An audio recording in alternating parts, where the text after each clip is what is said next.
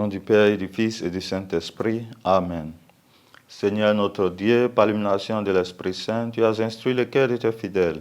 Rends-nous dociles à ton esprit pour apprécier ce qui est juste et donne-nous toujours le réconfort de sa présence par le Christ notre Seigneur.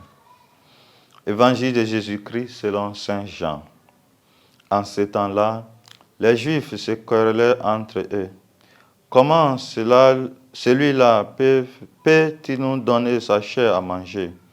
Jésus leur dit alors, Amen, Amen, je vous le dis. Si vous ne mangez pas la chair du Fils de l'homme, et si vous ne buvez pas son sang, vous n'avez pas la vie en vous. Celui qui mange ma chair et boit mon sang a la vie éternelle, et moi je le ressusciterai au dernier jour. En effet, ma chair est la vraie nourriture et mon sang est la vraie boisson. Celui qui mange ma chair et boit mon sang demeure en moi et moi je demeure en lui. De même que le Père qui est vivant m'a envoyé et que moi je vis par le Père, de même celui qui me mange, lui aussi vivra par moi. Tel est le pain qui est descendu du ciel. Il n'est pas comme celui que le Père a mangé, et ils sont morts. Celui qui mange ce pain vivra éternellement. Voilà ce que Jésus a dit alors qu'il enseignait à la synagogue de Capharnaüm. Acclamons la parole de Dieu. Louange à toi, Seigneur Jésus. Chers fidèles du Christ, aujourd'hui, vendredi 28 avril, nous sommes toujours dans la 3e semaine de Pâques.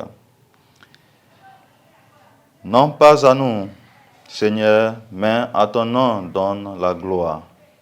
Dieu mérite toute gloire en tout temps. Nous sommes tous des instruments entre les mains de Dieu. Et tout ce que nous obtenons de bien dépend de la grâce de Dieu.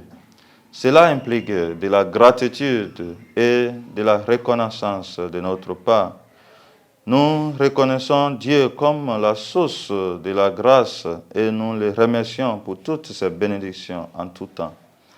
Cette réponse chrétienne de reconnaissance et de gratitude à la bienveillance divine n'ajoute rien à la grandeur de Dieu, mais rend seulement le sujet plus digne de recevoir de plus grandes bénédictions.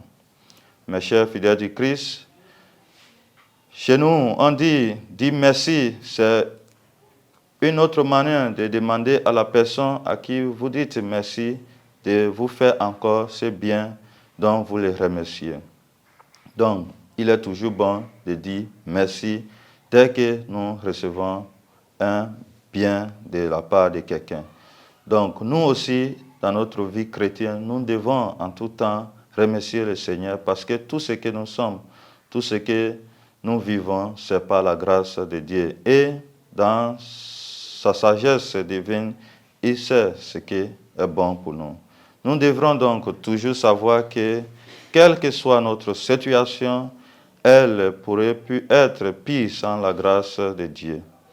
En tant que telle, dans toutes les situations, nous devons rendre grâce à Dieu. Demandons au Seigneur donne cette capacité d'être toujours reconnaissants des biens qui continuons de faire et accomplir dans la vie de ses enfants. Et que Dieu Tout-Puissant vous bénisse, le Père et le Fils et le Saint-Esprit. Amen.